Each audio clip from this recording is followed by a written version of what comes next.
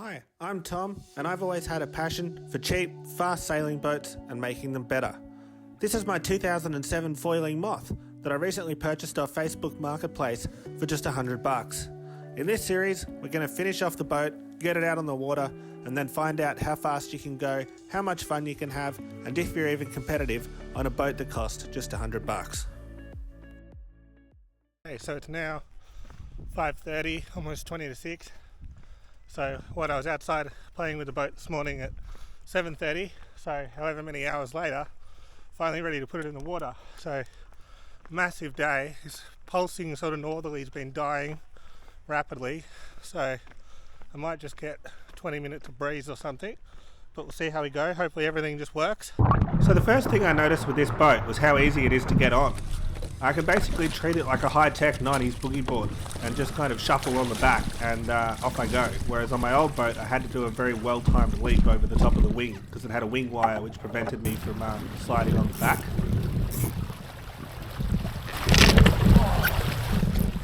Unfortunately I quickly found out where not to put my knee.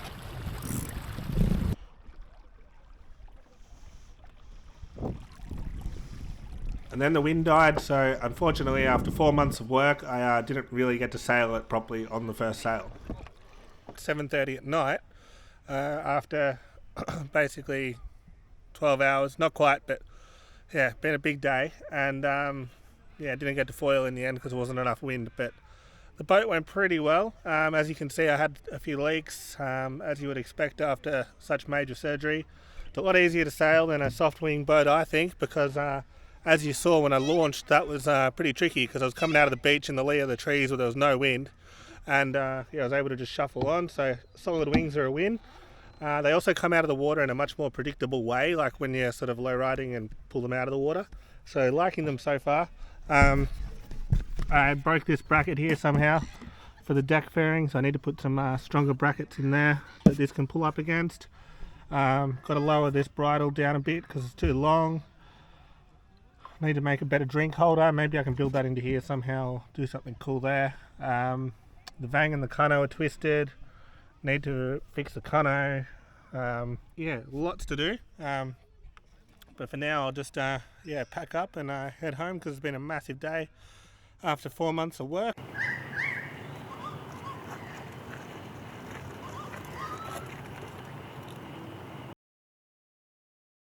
Alright, back at Lysterfield. Try and give this thing another go. It's Sunday and it's probably about 10:30 in the morning. Today we've got this kind of, light sort of 10 knot southerly building to maybe 12 knots according to predict wind by about 2 o'clock. So yeah, got plenty of time. The breeze is already established from the right direction. Clouds are going the right way. You can see plenty of like little puffs coming through. So yeah, it should be a lot better. So let's get out there and I'll be back when I'm launching.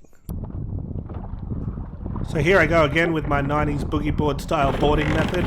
It is just so much easier when you're 120 kilos and 6'5" and sailing on a lake with no wind. It's just, that was always the part that sort of daunted me the most with these boats, because if you get tired and you can't nail that hop over the top of the wing, it could have been a problem. But now you just shuffle on and it's no harder than any other boat. Looks like I'm lacking rudder.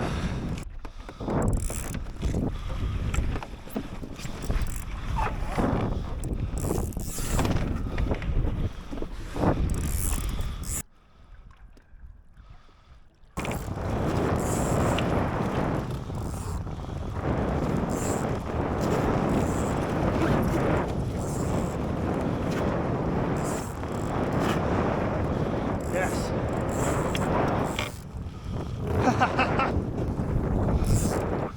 Okay. Definitely need more rudder gantry.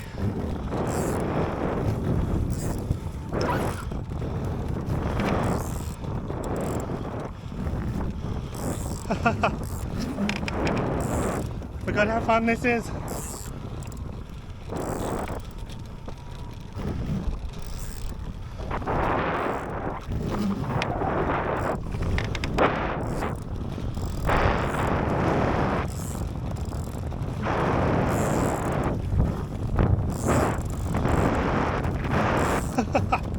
Okay, I'll go in, fix the gantry, and then come back.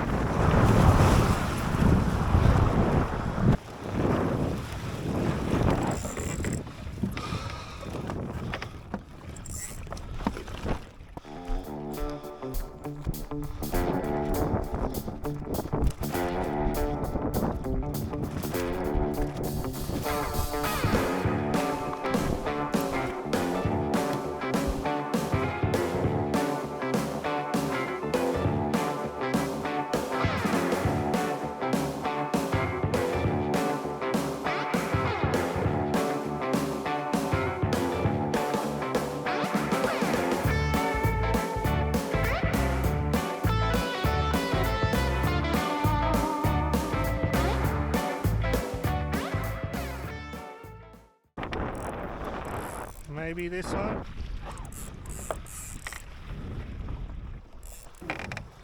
Here we go.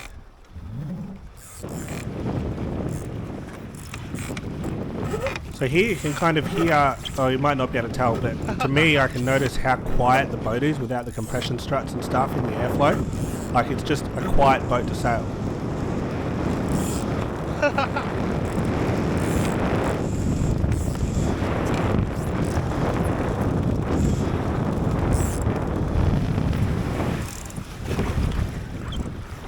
It's fast.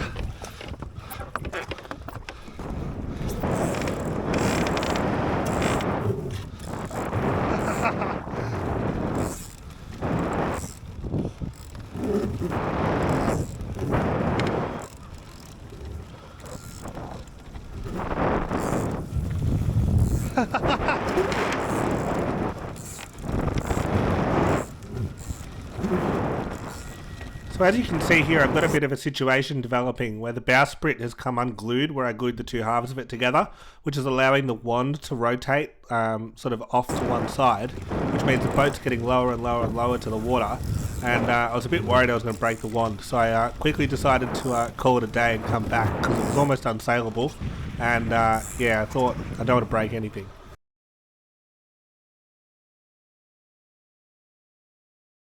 So I can't claim that this is one of my ideas. Yesterday I ran into Simon Owen Smith, known as Sauce, in the moth world, and he's a total guru that's been working on moths for about 15 years as far as I know. And I was explaining this problem I've got, that I'm not exactly sure how I'm going to get the pressure down low enough without a specialised regulator like I had on my brother's compressor last time. The compressor that's in this shed, it's a good compressor, but it's got quite a coarse kind of regulator on it. So he said that he came up with this technique. It's this thing called a manometer. So it's basically, I'm going to have like the clear plastic tube filled with water going down this bit of MDF, and the height difference in the two bits of water will tell me, yeah, how much pressure's in the boat, because we're aiming at like 2 to 3 psi. Any more than that, I could blow up my nice boat I've just spent 4 months building. So yeah, we'll quickly whack this tube on here, get a fitting in it, and figure out how it's going to hook up to the boat. I didn't have any tacky tape, so I've gone and bought butyl tape from Bunnings.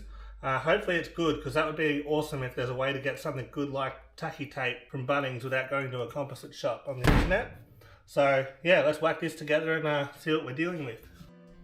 So yes, I did manage to secure a rental property. Some would say it's impossible, but yeah, I managed to get one off my friend that's got a shed. So now I can yeah, definitely deliver content more consistently without worrying about the shelter blowing away or my tools getting wet. So really excited to yeah, go forward with the channel with the new shelter and much better lighting and stuff. So yeah, really excited. And yeah, hopefully you can forgive the delay in videos, because I was moving houses there for a week or so, and it really yeah, made it tricky to record stuff.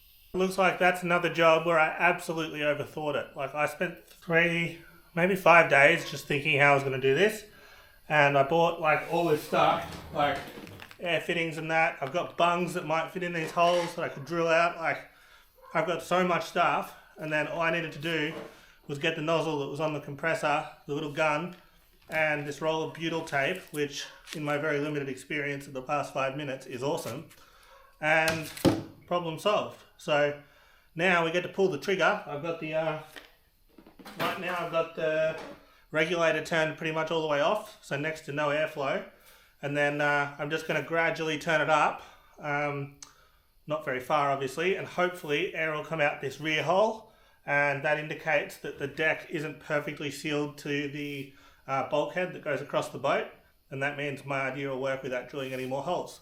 It's not my idea, it's everyone else's idea that I'm doing.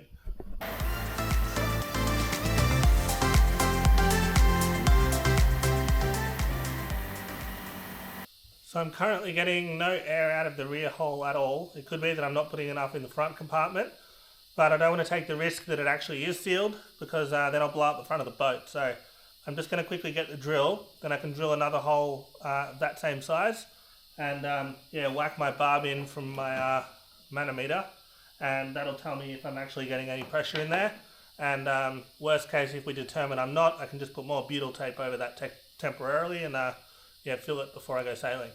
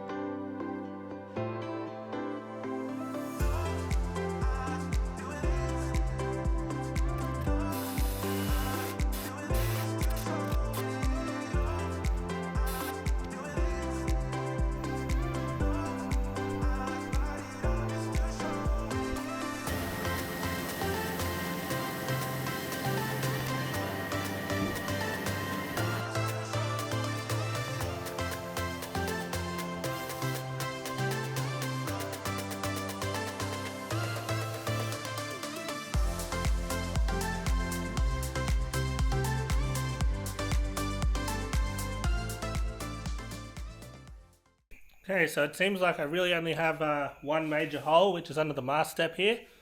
And then, I've got a few little pinholes in the rear deck and one tiny little one in that wing cavity. But this one seems to be linked up to both compartments because it's so big. So I'm going to, seems like our idea, I've been talking to my friend, is I'm just going to tape everything up, get it out of the way, and then probably paint some bog in there with like a brush or syringe or something. Then I'm going to hook the boat up to the vacuum pump the same way that I did here, but in reverse. And then I'll suck the bog into the hole, and that should achieve the result that we want, hopefully. We'll see.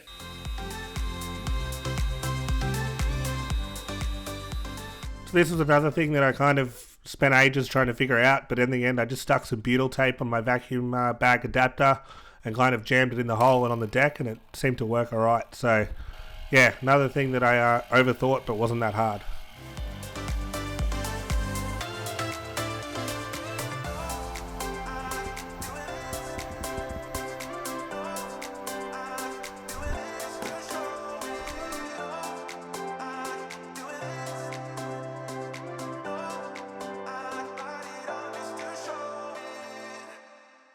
Right, so it's Thursday lunchtime now, heading up to my regatta, about 4 hours away tomorrow.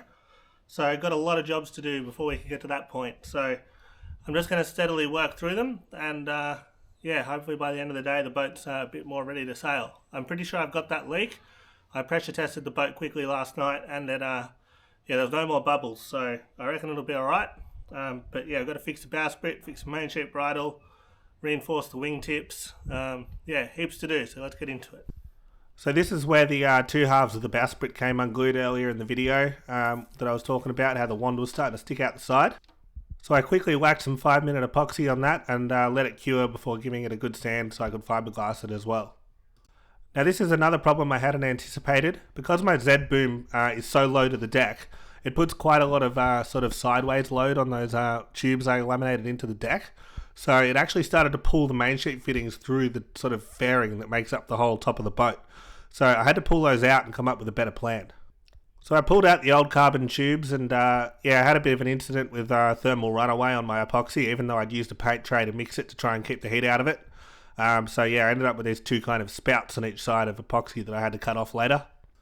I was then able to go back out the end of the bowsprit and just whack some of this really light fiberglass tape on there over that join just to make sure that it never ever comes apart again, because if that happened when it was breezy, that'd be pretty sketchy.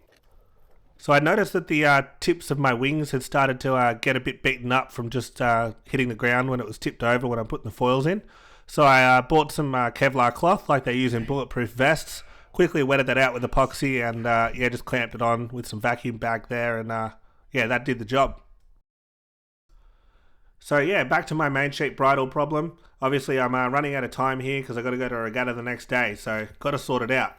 This stuff I'm unwrapping isn't actually carbon, it's basalt fibre which is made from volcanic rock. So as you're about to see, I just wanted to attach some rod stand shocks to the deck, 2 on either side.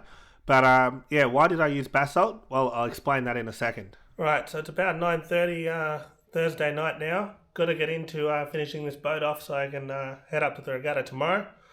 It's a 4-hour drive tomorrow, so yeah, still a fair few jobs to sort of tick off. So why did I use basalt fibre on this main sheet bridle you're about to see?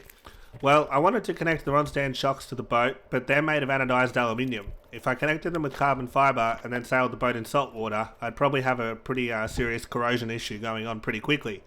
Basalt fibre, from my research, isn't quite as corrosive, so that seemed like a better choice. It's also cheaper than carbon, a bit more expensive than glass, but yeah, seemed like a good option. So Luca, who supplied the deck grip in the previous video, kindly reached out and said that I kind of need to change the way my foil's set up because I'm going to break it. Basically, I had too many shims in that T-joint, and that meant that there wasn't enough of the vertical engaged in the socket for the horizontal. So he suggested I take out all my shims and then redo the sort of angle of the vertical to set the angle of attack to be correct, which meant I had to drill a new hole in the top of the vertical here, which meant I had to filter the old holes so I could drill a new hole. But yeah, really thankful to Lucas for reaching out and correcting me so that I didn't break my foil. I also had to just quickly fill in those hiking strap pins so they didn't slide back out, and yeah, reconnect the ride height adjuster. Okay, there we go, 10 past 12 in the morning. Got most stuff done. Still got to put the hiking straps on when that resin cures in the morning. Tip the boat over, drill a new hole in the top of the foil to get the angle right, and then get the trimaran off the trailer, put this on the trailer, and then drive 4 hours to the yacht club. So getting there. And I got to cut these off because it's upset Scott in the comments, and also choose out the middle of my boom. So that's also a morning job because it's going to be a bit loud. Hello, you don't even know my name, but I am happy you came by. No lessons learned, of course you're gonna leave as soon as you came across who I am not. This party sucks, I'm out of luck, and no one seems to get me here. They talk about some other stuff that I don't even wanna hear. The crazy part is that I didn't feel this way before I got here. I wanna be somebody, hanging with somebody, Can I be somebody, dancing with somebody? I wanna be somebody,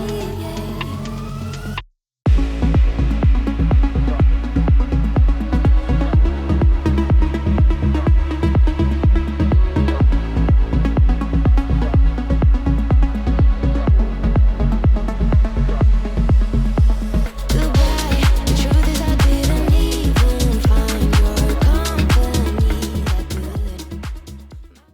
Okay, that took some gentle encouragement with my multi-tool.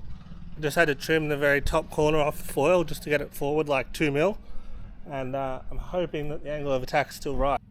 So in the end I did get that angle of attack set, probably a little bit on the low side. In the next episode we'll tackle the 4-hour road trip up to New South Wales and find out how this boat goes up in the mountains on a big lake with a bit of space around. So thanks for watching, and yeah, remember to like and subscribe, and I'll see you next time.